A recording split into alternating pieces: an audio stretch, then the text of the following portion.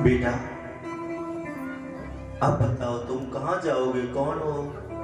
बोल रहे मेरा कोई नहीं है, मैं तो आपके ही साथ चलना चाहता हूँ, आपसे बड़ा मेरा कौन होगा?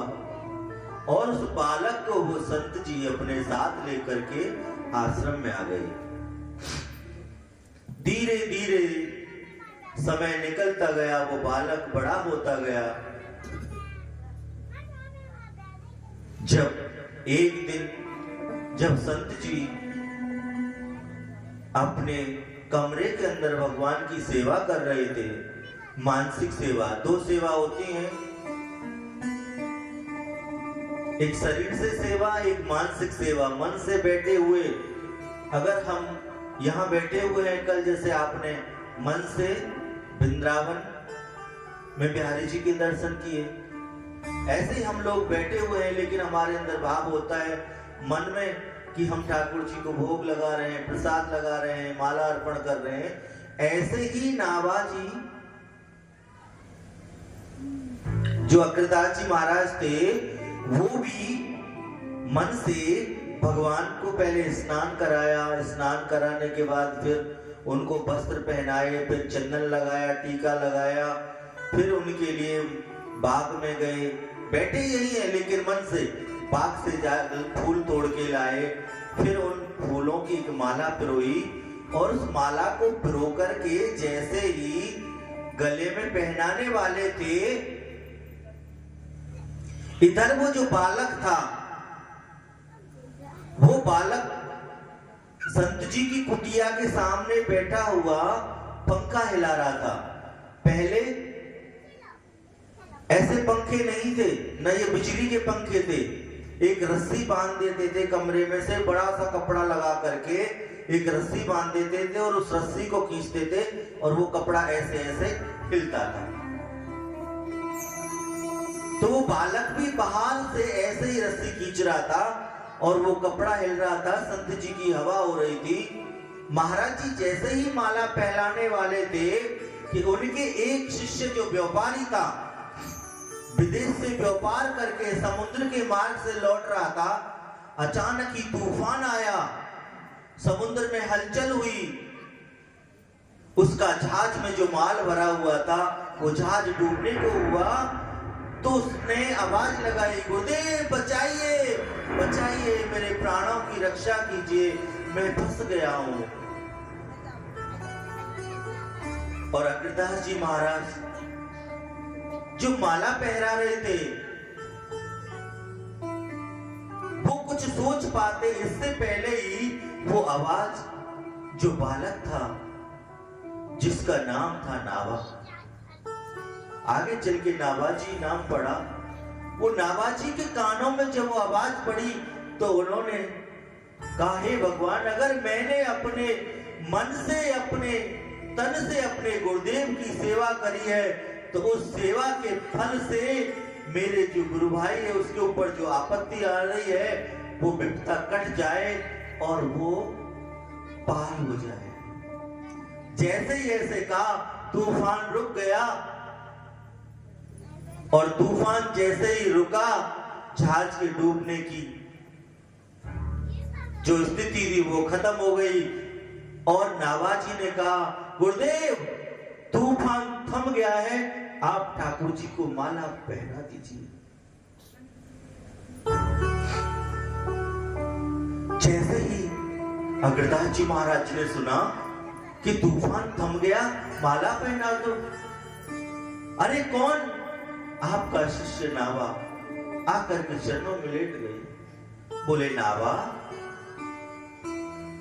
अरे ऐसी शक्ति, ऐसी दृष्टि तो अच्छे अच्छे विद्वान संतों को भी प्राप्त नहीं होती, जो तूने मेरी सेवा करके प्राप्त कर ली। मेरे मन में क्या चल रहा है ये तुझको पता है, मेरे शिष्य के ऊपर क्या आपत्ति आने वाली है तुझको वो भी पता है, और मैं इतना बड़ा संत होकर के भी निर्णय कर पाता उससे पहले ही तूने उस आपत्ति को काट दिया। धन्य है ऐसा शिष्य पा करके, मैं तो धन्य हो गया। कहने लगा, गुरुदेव मुझे लज्जित न करें, ये तो केवल आपके चरणों का प्रताप है, ये तो केवल आपके चरणों की धूल की कृपा है, जिसकी वजह से मैं आज इस योग्य बना। मैं तो अंधा था, मैं तो संसार को देख भी नहीं सकता था, लेकिन आपकी कृपा से आज मैं इस योग्य बना, वो आपकी कृपा है गुरुदेव।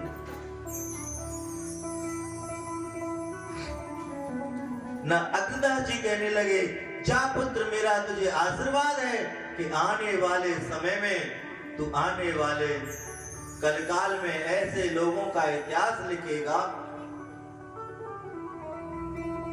नाभाजी कहने लगी, मैं तो पढ़ा लिखा ही नहीं हूं।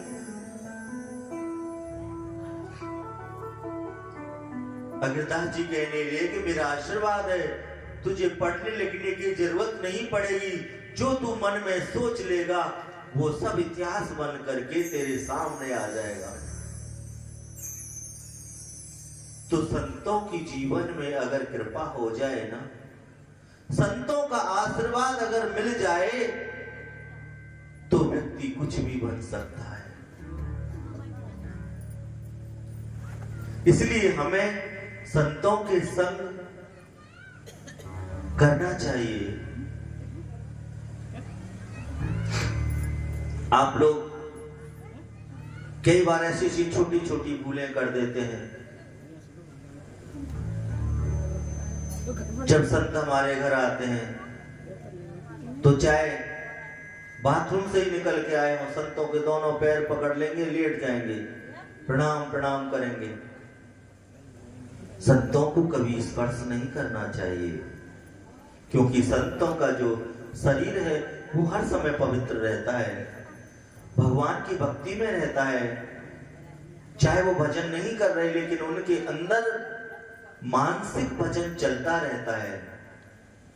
हम लोग ग्रस्त जीवन में रहते हैं, इसलिए हम समय हर समय अपवित्र रहते हैं।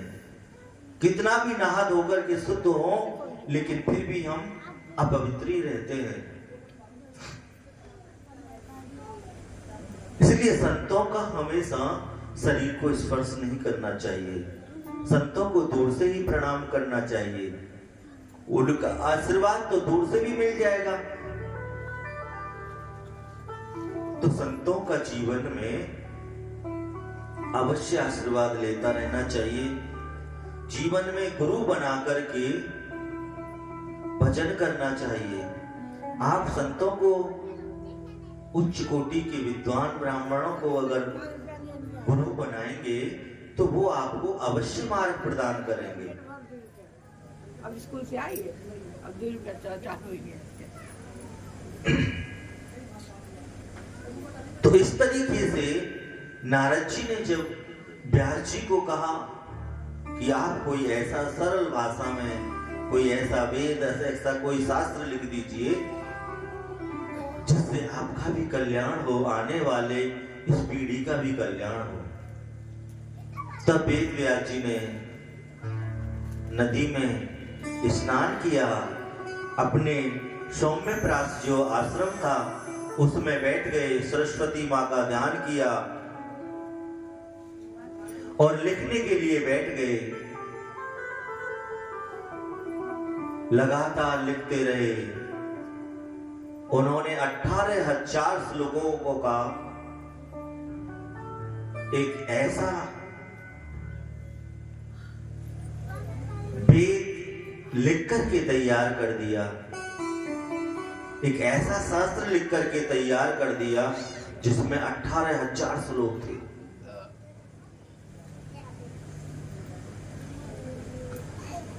और लिख करके जब उसको देखा तो मन में बड़े प्रसन्न हुए।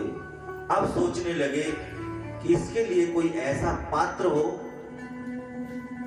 जो जन जन तक इसको पहुंचा सके।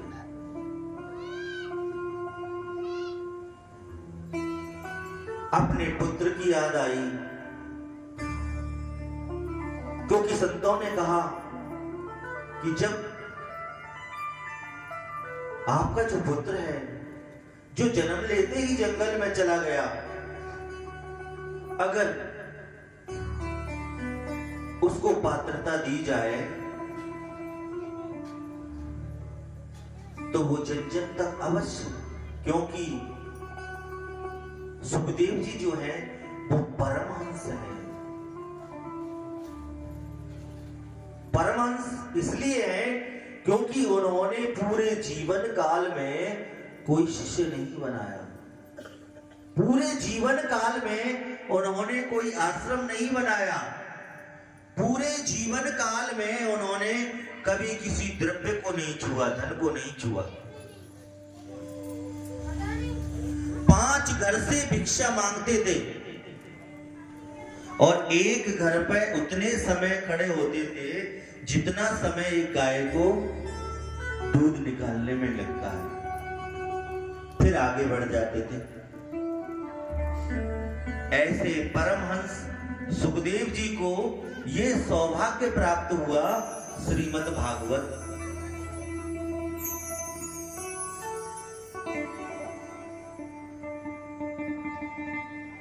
और ये जो श्रीमद् भागवत है, सुखदेव जी ने सबसे पहले अपने पिता से जब सुनी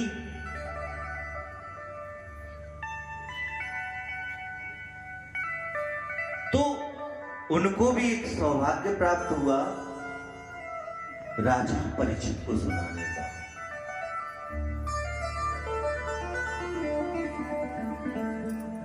सूची महाराज से संतजन कहने लगे, कथा तो सुखदेव जी की चल रही थी, लेकिन बीच में ये राजा परीक्षित कहां से आ गए? ये परीक्षित कौन है और इनको कथा क्यों सुनाई? क्योंकि सुखदेव जी, अभी तो आप कह रहे थे कि सुखदेव जी तो कहीं रुकते ही नहीं थे। एक घर रुकते थे, वो भी उतने समय जितने समय एक गाय को दूध निकालने में समय लगता है।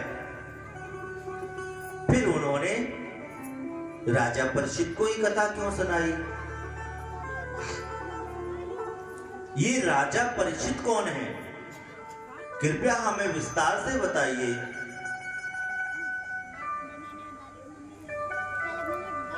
सूची कहने लगे, हे संतो, जिस समय महाभारत का युद्ध चल रहा था, सभी कौरव मारे गए, अंत में दुर्योधन बचा, वो भी कुरुक्षेत्र में पड़ा हुआ है।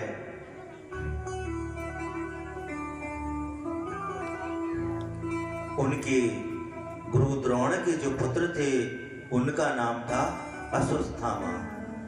अश्वत्थामा आज जब दुर्योधन के पास पहुंचे, उनके पास पहुंच करके उन्होंने कहा, हे मित्र, ये तुम्हारी ऐसी हालत अब मुझसे देखी नहीं जाती।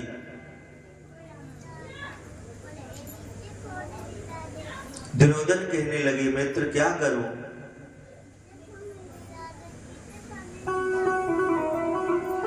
खूब युद्ध किया, मुझे इस बात का अफसोस नहीं कि मेरे सारे बड़े बड़े योद्धा, हम 100 भाई थे, सभी मारे गए। मुझे दुख इस बात का है कि उन 5 पांडवों में से एक भी व्यक्ति नहीं मारा गया। वो 5 के 5 आज जिंदा हैं। इसलिए